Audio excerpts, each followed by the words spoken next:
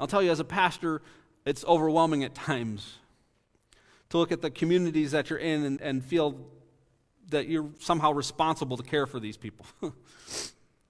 How can I do anything in the middle of all this? And the answer is that you change the world by changing your heart. It's God's love poured out through us that will ultimately transform the world around us. Let God give you eyes to see the world through the lens of love and compassion.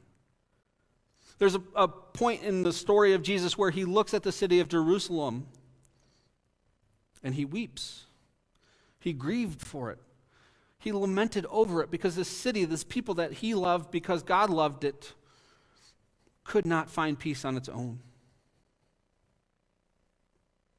Until your heart changes so that you are motivated by love for others, that you are willing to endure suffering in order to be a peacemaker, to bring the good news, unless our hearts change, we'll end up just throwing stones at the people that we disagree with. We'll end up throwing stones at the people that we blame for things. But then nothing changes. Nothing's fixed. There's just more suffering. There's more conflict, more violence. And the world will continue to be a place filled with darkness. But if God changes our hearts, and true transformation, and God's Spirit dwells in us and transforms us and sanctifies us, God makes us a light to shine in the darkness.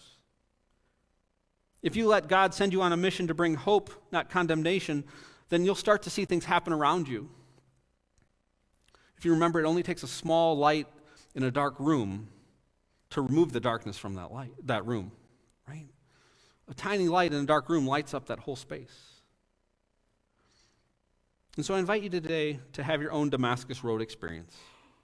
Not that you can prompt Jesus to come and blind you and knock you down with bright light or anything like that, but have your own Damascus Road experience in the sense that you start to see that it was love and grace that brought you into the family of God.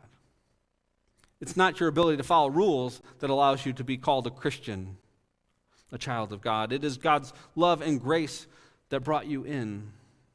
It's God's love and grace that cleans you up. It's God's love and grace that transforms you, that binds you to a community of people that God is gathering together. So understand today that people cannot be forced, coerced, pressured, or even tortured into God's kingdom. They can only be loved into God's kingdom.